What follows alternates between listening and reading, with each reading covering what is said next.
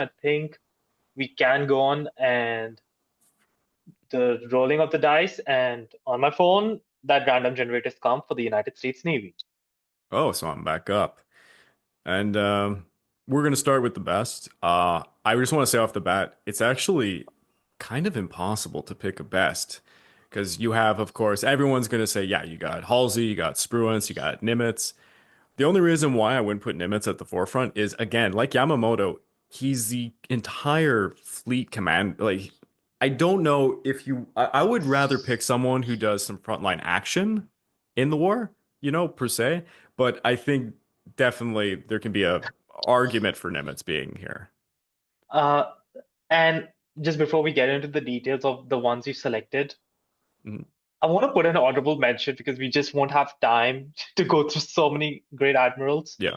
Is I want to put a mention to amongst the best US admirals who unfortunately we will not be covering in this. Uh, Bull Halsey or Admiral William Halsey Jr., Mhm. commander of the Third Fleet, and Admiral Charles Lockwood, the commander of the US submarine forces, and the guy who pretty much ensured that the US torpedoes would actually become a potent weapon of war. Yeah, no, there's a lot. Unfortunately for the United States, there's just a lot of really good admirals. Like, it's hard to pick. And I ended up picking Spruance because I I personally like him to, it's hard. Between him and Halsey particularly. I think they're both interesting to compare and contrast, but I went with Spruance in the end. And I mean, for those who don't know, Spruance, his claim to fame would begin with the Battle of Midway. But let's take it to his character before that. He had graduated from the U.S. Naval Academy in 1906, and he had served on battleships and destroyers during the early years, developing an expertise in engineering and naval operations. He held various commands and staff roles, including commanding destroyers and serving as an instructor at the Naval War College. He had a nickname known as the Electric Brain because he was considered extremely calm under intense circumstances. And I think that's a very That big quality. that is actually an amazing quality, you'd ask me. Yeah. And Yeah. I think when you explain more, I think when I compare some three admirals, I think I'll just get that opinion of mine through. Yeah, compare it to Nagamo, who famously, if you watch any of the movies that look into the Battle of Midway, he did not handle the stress well when it came to the reconnaissance reports coming into him because he was surrounded by staff officers, and he probably should have like got out of the bridge for a second, took a breather, and he didn't. He didn't handle stress too well. But as for Spruance, he took command of Task Force 16 at Midway, and despite the fact that Fletcher had overall command, Fletcher kind of just allowed tactical command to go to others. So Spruance really did take a ton of initiative during the Battle of Midway. He launched his first strike without any delay, very decisively, knowing full well that Nagumo's aircraft were probably returning from Midway, so that they'd have to land on the carriers and refit. So he was really hoping to catch the carriers while they were loading aircraft, and this is what led him to send not full air squadrons, which is doctrine, but to just send as fast as possible Just pack it. piecemeals. Yeah, he told his Yeah. pilots like try to assemble on the way, but go. And that's honestly, one could argue, super reckless. Really reckless. But that actually worked out so well in the course of the battle because it Yeah. delayed the recovery and preparations for the second strike that Nagumo had planned. Yeah.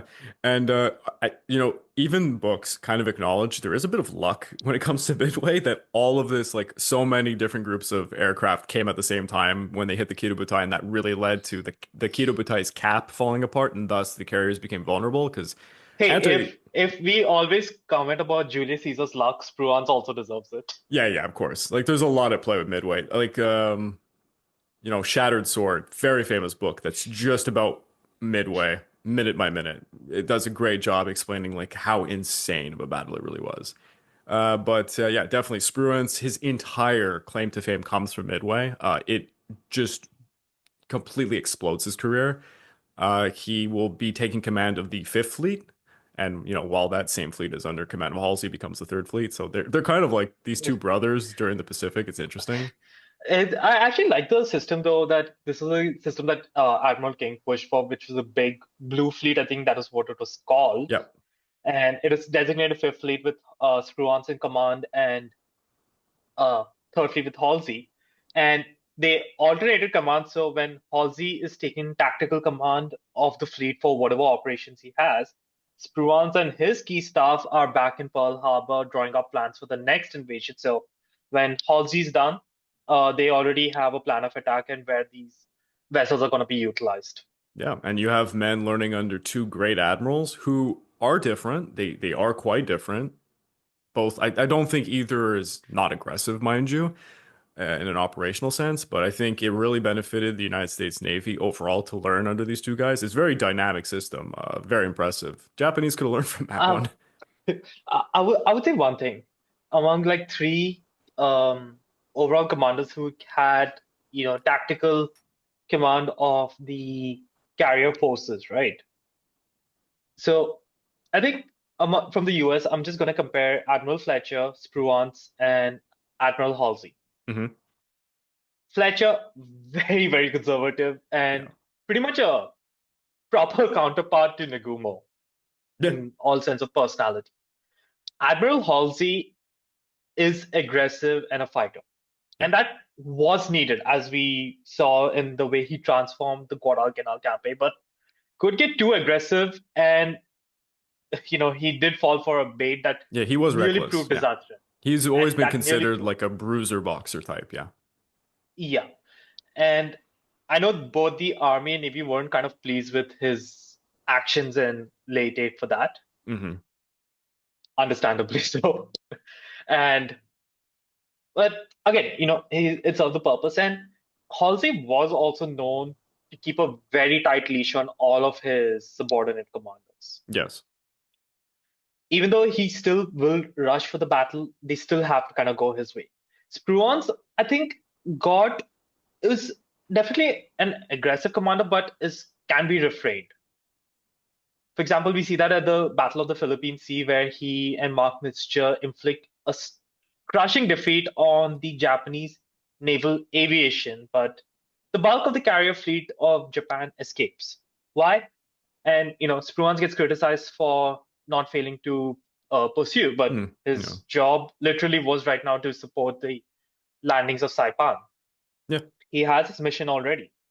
He had the right. I would say it's like the proper mixture of what you need between aggression and caution. And Yes. he was known to give his commanders the operational freedom to act within the overall directive. And at least I value that way more than keeping people on a tight leash. But again, that is probably a very subjective decision because it depends on the personalities of your commanders. Definitely. At the Battle of the Philippine Sea, a large reason why they were so successful was he did the not aggressive thing by taking up a defensive stance and letting the Japanese throw themselves onto him. And he knew that he knew the capabilities of their aviators. He knew that they had done so much damage to the Japanese at this point that a lot of those aviators were more green. And well, they shot down 600 enemy aircraft or so, and it was known as the Marianas Turkey Shoot for a good reason. So he had basically knocked out Japan's entire aviation generation with that battle alone. Like it's insane.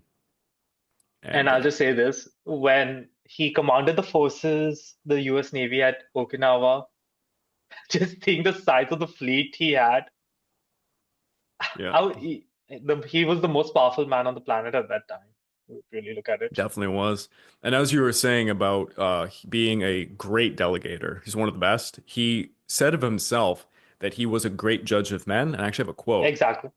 When I look at myself objectively, I think that what success I may have achieved through my life is largely due to the fact that I am a good judge of men. I am lazy, and I never have done things myself that I could get someone else to do for me. I can thank heredity for sound constitution and myself for taking care of that constitution.